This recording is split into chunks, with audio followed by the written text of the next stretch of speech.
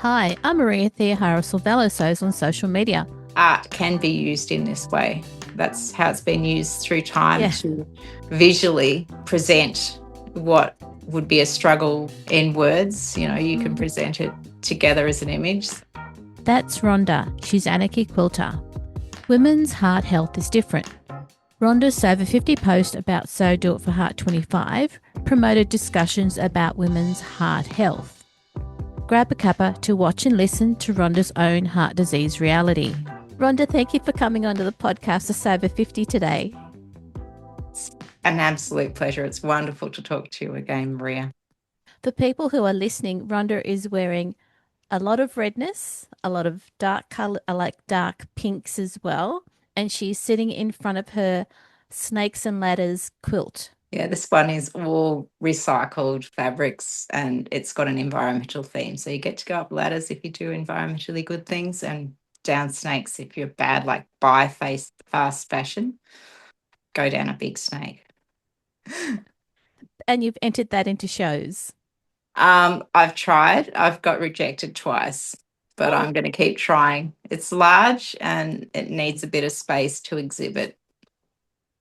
And I Yeah, think it would even be a challenge for the Creswick Art Show. So even they might reject it. can only try. That's it. But I really hope it goes to Vic Quilter's showcase. Rhonda, I've known you through your sewing and your quilting. Today's episode, though, is actually quite important for people to listen to. So, can I open the floor to you? Yes. So I've taken on the job of trying to spread the message about women's heart health and heart disease because, like most women, I think we all are led to culturally somehow we've got the idea that it's a problem for men more than women. Yeah. But it's actually the number one killer of women. We also have quite different symptoms for heart attacks. But actually, the thing that I found personally through my own journey is it's quite a big thing to get into your head if you have something wrong with your heart. So I thought one way to tackle this and also to help out the community is to um, sort of share stitched hearts with the message of heart health and heart disease and women and just start the conversation about this. So allow people to talk, get resources, look things up, maybe even get their own heart checked. And I know at the moment in my local area, they're asking for people to go to their GPs and ask for a heart health check. So that I think, particularly in our sewing community, so over 50 is very relevant. So um,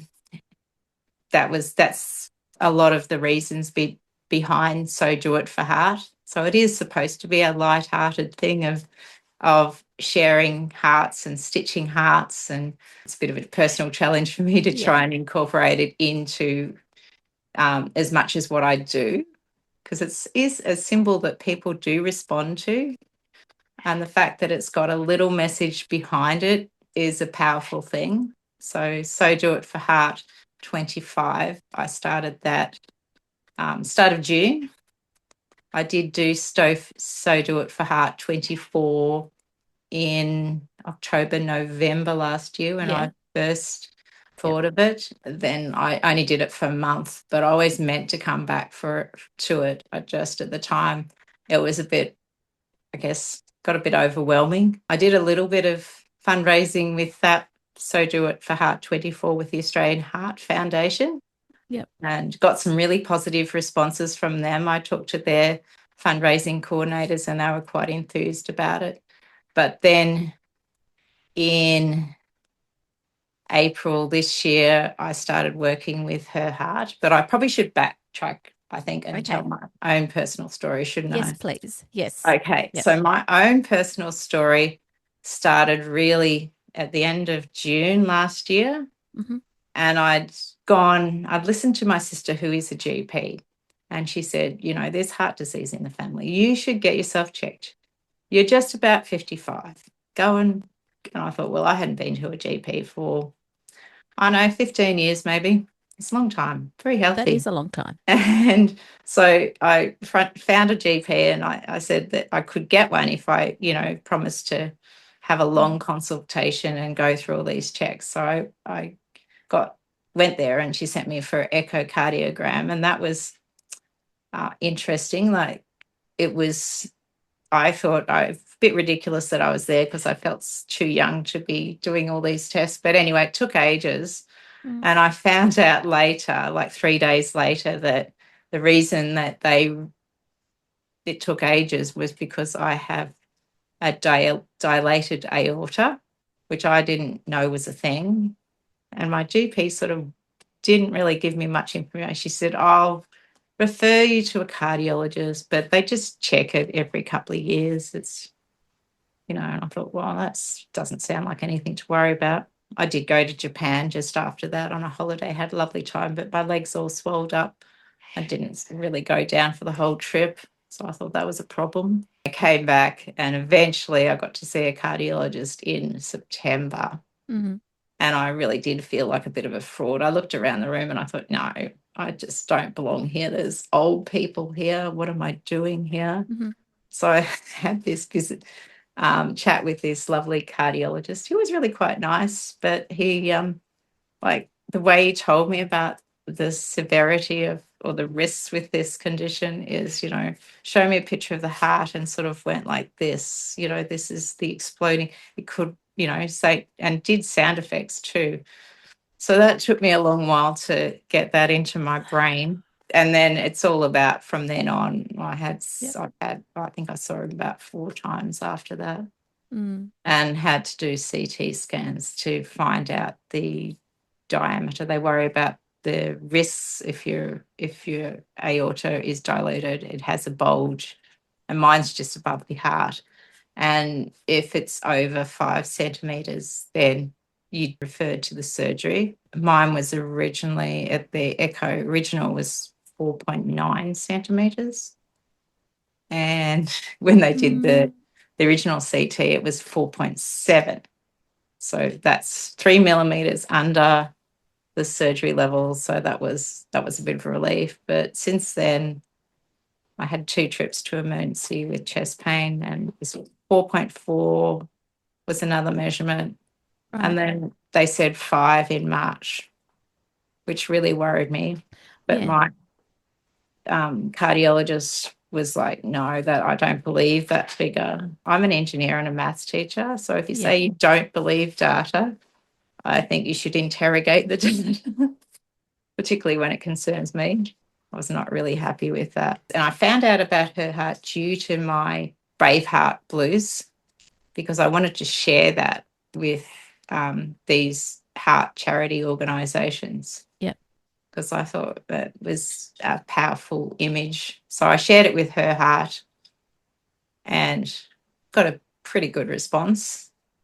And I shared my story, and then I got a response from the CEO of her heart, Dr. Linda, and she said, would you like a name of a good cardiologist? Great. For a second opinion. So she gave me a name, and it was pretty quick, actually. So I got a name of a good cardiologist, and I did get to see him in Melbourne, and he was like excellent, much more ready to answer questions. So that's one of the examples of what her heart is there to do to help women, because what you can find is that you are, which I have experienced, is written off as being a bit hysterical and overly emotional, because we do describe our symptoms it's more about how we feel. That's how we verbalize things. And I've read that in this, what they talk about with medical misogyny. That's the big difference between men and women. Men are apparently more factual, and women, and I know I'm guilty of that, I'll describe pain as annoying, distracting, and all those things.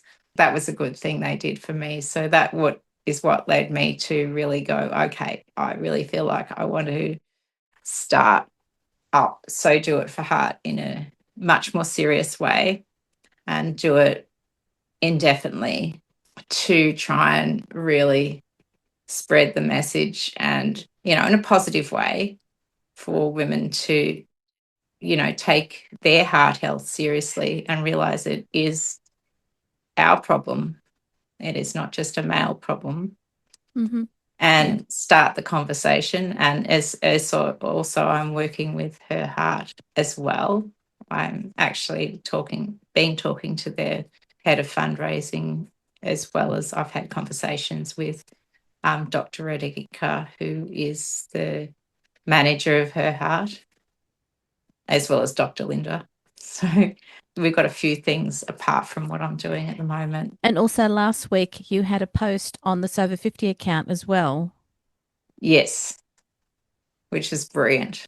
I mean, that was a really good way to show people in the community what it is that you're doing and how other sewers have been using the heart symbol in their clothing. Absolutely. And it's been fantastic to see. Like every time I see a heart being shared, it's a big smile. Mm-hmm. And, I'm straight away resharing it on my stories and putting it in another post. And I also post them in the Her Heart community group, Mm-hmm. which is quite a small group. But so there's not a lot of interaction there, but always gets positive comments and, a little bit of joy back. Rhonda, tell us more about your involvement with Her Heart now that you've made that contact with them. The current thing I've just done with my open studio is to share their Gold for Good fundraising. What you do is you can put in an envelope. It's a prepaid envelope to send back to them, postage prepaid, and you send any unwanted silver or gold. It doesn't matter if it's orphan pairs of earrings or broken or whatever. So I gave away during my open studio 36 of those envelopes, which were very happily received. Okay. I don't expect everyone to use them, but people actually were really positive, went, oh, that's a good idea, particularly in my community, a lot of us, retirement age.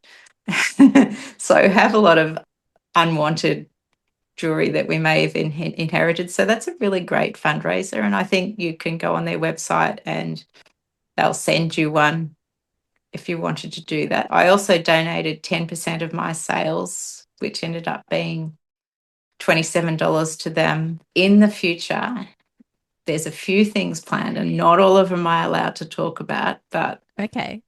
one of the things that we're going to do, and this is a bit of a teaser, is I had this idea for 100 heart block quilt, but I want it to be not just quilters putting a block forward. So a block in quilting terms is just a square. And the idea is you have one person do one square and get 100 of them together and stitch it into a quilt top and then bat it up and back it and make it a quilt.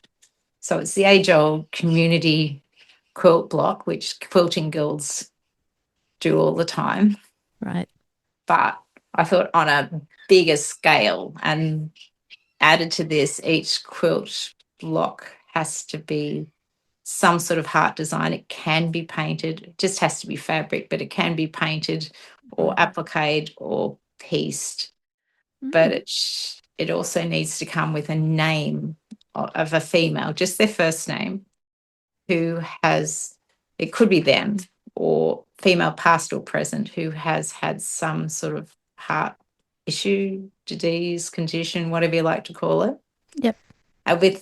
And be sent with a little paragraph about that person. So they're still anonymous, because I think the idea of having 100 blocks and 100 hearts together, it's just that mass idea that, yeah, this is a big thing. Look at all these people. And it's a great way of sort of, yeah, just making a statement, I guess. Yeah, it'll demonstrate the number of women who have experienced heart disease, um, rather than it just being seen as a male issue. That's exactly right. So Yeah. it's a powerful thing, and I think, art can be used in this way. That's how it's been used through time Yeah. to visually Yeah. present what would be a struggle in words. You can Mm. present it together as an image. So that's the start of it. There's other things that we're talking about that'll be exciting. And I've spoken to a couple of people like quilters and sewers alike that I do know, and they've gone initially, oh, we just want to put your name on it. And I'm like, surely you know other people. And then they go, oh, they don't have to be alive. Oh, my mother. Oh, my aunt. When I was thinking about this and talking about my own family history of heart Yeah. disease, which is one of the things that's very important to if you go to your doctor for a heart check, that's one of the things they first talk to you about. So you have to pre-prepare that a little bit. It was all about male relatives. Now, Mm. there must be female relatives, was my response, but I don't know the stories. So that's, again, Mm. part of this cultural bias that we are given, fed, even in this modern age, that somehow the women's stories are not carried down through the family. Maybe we're not seen as important. So that hurt a little bit. Mm. So I think I need to do better there. And that was the response from some of the other friends I've talked about too. They went, oh, Yeah. yeah, my mum, my grandma. Because I mean, everyone, I suppose, has to, if Yeah. they die of something, it's very highly likely that it probably is the heart at the end. From a personal perspective, you're saying that you should do better or whatever. And I'm sitting there Mm. thinking, I just want you to be well. Personally speaking, I just want you to be well and that you're getting good care, Yeah. and that we'll always see you. Yeah, well, that's the thing. I am getting good care, but I am at the stage where, well, because I've had all these different CT results, I still haven't got the results from it because my new lovely cardiologist went on 3.5 weeks leave just as I did that test, and he's very busy. So I'm Hmm. patiently waiting, but to see exactly the size and shape of my aneurysm, and it will be interesting. So because he's Mm. quite high up cardiologist, he was able to send me to St. Vincent's Private to do what they call a TAVI, which they normally do it if they're going to, it's transarterial valve insertion, it stands for, but that's not what's happening. But they do this special CT where they do a measurement every millimetre Wow. to find the diameter of the aorta. So that was pretty impressive, but took a long time Mm.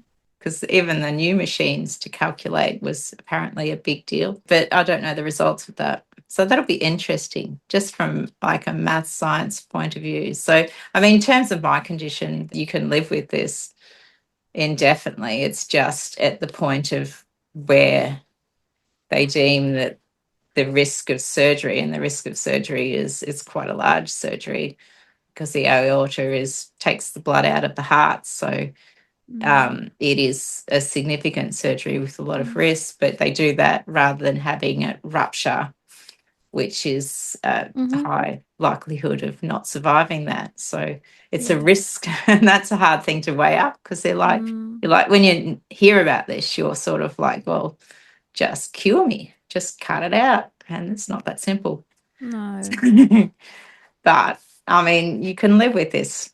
And, and all you have, and the big concern is to make sure your blood pressure is controlled. So I have to have a fair bit of blood pressure medication and Yep. monitor my own blood pressure and make sure. So that was fun when there was a blood pressure challenge in June. So I did that a couple of times, posted my blood pressure. But yes, so that's the only real concern. And apart from, it's doesn't affect your life too much, apart from the fact you get just a bit, I don't know, I get tired, but it's not a big concern. But you do rest. Yes, I am forced to. I just come to a screeching halt. Have to put my feet up, which yeah, I've always been a bit of an active person, still am, but Hmm. I just go till I stop. Yeah. It's my policy. You are still very active. Very, very active. spend a bit of time on the couch these days, but it's okay. It's quality time. Yeah. And I've always Yeah. been a bit like that, stop and go. So you just have to enjoy the moments, and the challenge with So Do It for Heart has been a good focus, I think. To focus on trying to do something, not just to help yourself, but other people is a positive thing to do, and spread the message is a good thing. And is that Because what you want listeners to understand before we finish up? yes, definitely. And I mean, look, they could be unlucky like me and have this dilation, but it is better, if you're going to go and do the echocardiogram as a check for your heart, it's better to know than not know. And for listeners who are not based in Australia, if they want to contact a similar Her Heart organisation in their country, would they be able to contact Her Heart and find the relevant one in their Yeah, country? I think so. Yeah. There's different ones with different focuses through the world. There's lots of heart organisations, not just Heart Foundation and Her Heart in Australia. There's Victor Trang and a few others, but Yep. Her Heart is unique in that it is focusing on this issue that women face in having different symptoms and getting dismissed as hysterical, which is, I wouldn't have thought was a thing, but I can tell you it is a thing. And even having a female GP, actually, I have experienced that with female GPs. It's like, well, I think I'm allowed to be a little bit anxious about this, but, It's your life. yeah. So you're not expected to be, shouldn't expect me to be over the moon about it. I just want to know the facts and Yeah. be able to move forward. People who follow you on Instagram should keep their eye out for any messages about getting good heart health advice, and Yeah. also in undertaking or participating in the 100 Heart Yes. Book Challenge. Yes. I think that's going to be a thing. I'm thinking too, because I've been making so many hearts lately that when I start that, I will share some ways of different heart blocks and actually share the making of them a bit more than I do typically. Again, it's more work, but I think a lot of people are going to really appreciate it, Rhonda. Yeah. Yeah. And it'll be fun to do. Fun challenge. It will be. And don't forget to have that quality time with the lounge, with the couch. Oh, yes. Yes. My favourite place. Rhonda, thank you for being on the podcast for So Organised Style and also for Sober 50. Pleasure. Absolutely lovely to speak to you again, Maureen. Thank you. Okay. See ya. This episode of Sober 50 podcast on So Organised Style was both video and audio produced by me, Maria Theoharis, in my sewing room with permission of Rhonda and Her Heart. Sound by Kaneef on YouTube. Many thanks for the ongoing support of the podcast Patreon contributors. Their ongoing support every month enables me to develop these podcasts for free. You can subscribe to So Organised Style podcast, spelled with an S, not a Z, on all good podcast apps. Make sure you go back and listen to our free Sober 50 podcast archive on So Organised Style. You can direct message Sandy and the editors at Sober 50 on Instagram to contribute to their ongoing posts and challenges the team promotes to the community. I look forward to joining you in your sewing room next time. Stay safe, everyone.